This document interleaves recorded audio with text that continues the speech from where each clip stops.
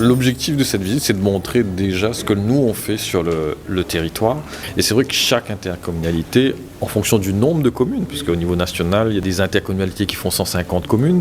Nous, on a la chance d'être des intercommunalités où on a une unité sur le territoire, mais aussi on a des projets quand même très spécifiques et qui peuvent aussi montrer ce savoir-faire au niveau national. Et c'est aussi pour faire remonter au niveau national, parce que c'est un fort regroupement qui parle directement au ministre et à l'État. Le TCO mène des actions innovantes sur l'aménagement du territoire.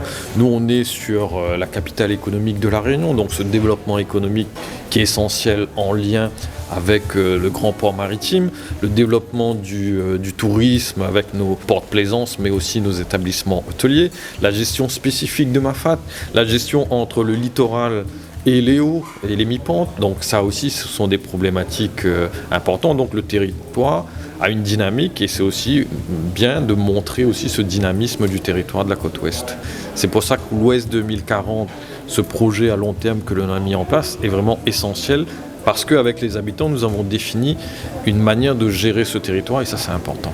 Le meilleur moyen de faire connaître les intercos, c'est d'abord qu'elles développent leurs projets. Parce qu'effectivement, quand les gens voient des quartiers qui se réaménagent, des entreprises qui s'installent, ils se disent, eh bien, mon territoire bouge. Et ensuite, eh bien, les élus qui l'incarnent vont à leur rencontre et à travers tous les outils dont nous disposons, il faut mieux connaître l'interco.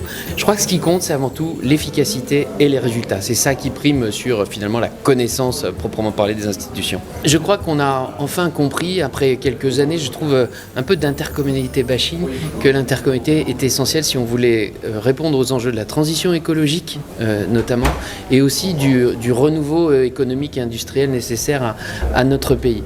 Il y aura sans doute la décentralisation de la politique de l'habitat et du logement. Ça, vraiment, c'est quelque chose qu'il faut qu'on gère de plus en plus en proximité.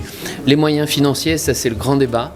On va avoir des échanges, je pense, assez serrés avec le gouvernement d'ici l'automne pour le vote du budget. Mais en tout cas, on se battra pour que les moyens des territoires soient préservés.